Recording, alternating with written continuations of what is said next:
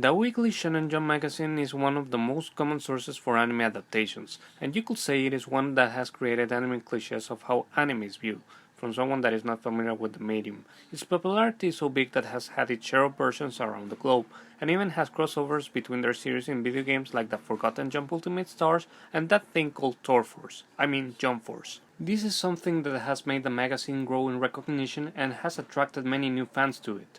By just saying the word anime, I can assure you many series from this magazine come to your mind, in which most of them are action-adventure shows like Naruto, Dragon Ball, My Hero Academia, or the recently acclaimed series that were adapted like Doctor Stone, The Promised Neverland, and obviously Demon Slayer.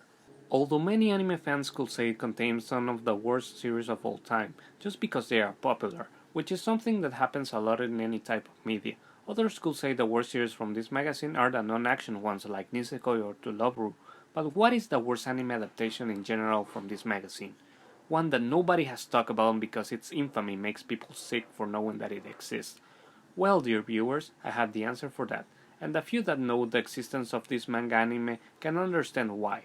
Today's worst anime is called Ankoku Shinwa, or Dark Myth.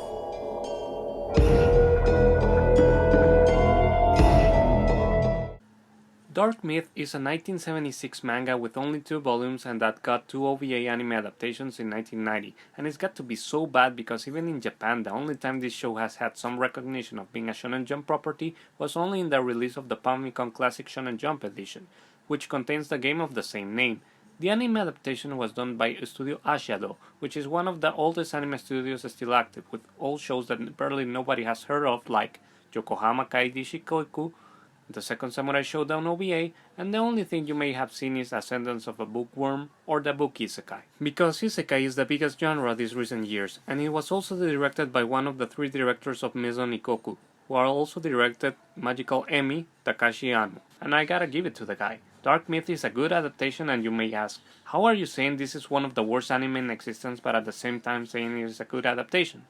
Well, my fellow YouTube users, I read the manga of this thing, and the adaptation is 100% faithful to the manga, so the biggest issue here is not that the anime adaptation per se, but the story and plot of this manga is the dullest thing ever. The author, Daijoboru Morohoshi, instead of drawing a manga, he should have done a spiritual guidebook for dummies on how to get into Buddhism, Hinduism, and Shinto mythology, plus a couple college books on Japanese and Chinese early history.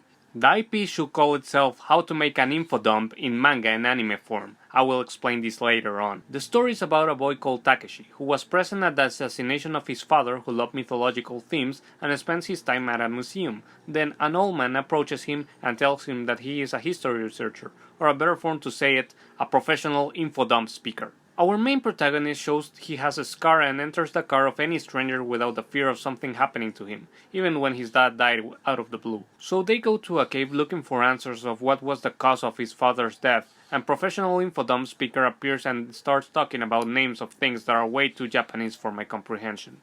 After finding a giant reptile monster in the cave, they get into the car and search for more clues until they get into an accident, where the detective man dies and our protagonist gets a manifestation that he will become the Atman. And what is the Atman? Well, Atman is a philosophical word used to describe the identity of the soul in religions like Jainism, Hinduism, and Buddhism. And this is what I'm referring with this being an info dump just animated.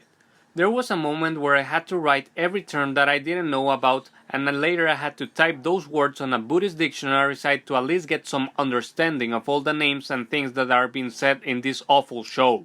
Here you can see a list of some terms I wrote that the old man was talking, and just talking. 竹見が土は草をちぎるように竹見方の腕をちぎる。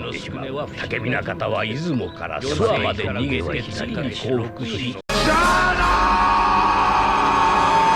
To understand this, you must specialize in some amazing university course where they gotta teach you Shinto theology, that at one point you will become a Shinto monk, but even after that you will prefer taking care of a shrine instead of watching this ungodly animation. To be fair, having a story where you use mythology of any kind of religion is not bad. Just look at Shin Megami Tensei and see how successful the franchise is. But here, it is one thing to use those religious elements, and another is just presenting you a lecture being copy and pasted in a dialogue taken from a sacred text and then being talked about through a voice actor. Thinking more into it, even an audiobook will at least be decent than this. So to make the story short, it is presented through a point in the story that these family clans, which are based on real Japanese history clans, are jealous that Takeshi is being the chosen one to become Atman, and they want the power he's getting so they can obtain a treasure from the Jomon period, which is a... I won't explain that, just google whatever on her term that I said here. Continuing with this dull story, the powers of the mythical beasts that are trying to oppose Takeshi in becoming the Atman are killing anyone who comes into his path, and Mr. I Know Japanese History wants him to achieve that. After more killings and more divine powers explanations like the one about humans coming out of rock eggs and the head of this girl falling off, our protagonist comes back home and discovers the truth about one of the guys that was with him, and he discovers that his mother and the guy are siblings, and also discovering that his uncle killed his father because he was jealous of not being the Atman. So Takeshi kills his uncle, then he becomes the Atman, followed by a sequence that could have been used in a Shonen Stars meme video.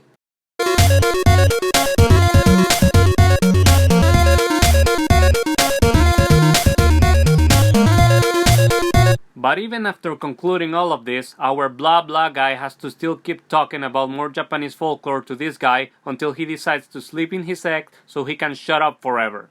Will you two shut up? People are trying to sleep!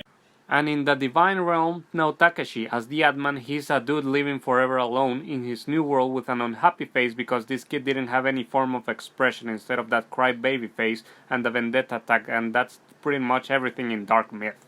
No wonder Shonen Jump doesn't want to talk about it at all, because even a stupid show like To Love Ru has more appeal and storytelling. The short summary I gave you are the only important points because besides that, you will hear the old man just spitting out mystical terms taken out from the Wikipedia. And people say old anime is better? How the hell is this better than current shows? This feels like a first class lecture being imposed to you by fooling and exciting you just because it is an animated work.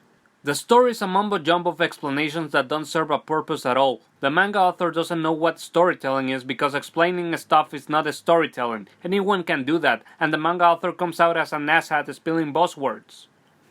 The only thing that I can give credit is at the look of the monsters and spirits. It is well done and looks very creepy from their part, but everything else is a boring show that amazes me it exists, when something like JoJo wasn't animated at that time and could have been a better source of entertainment.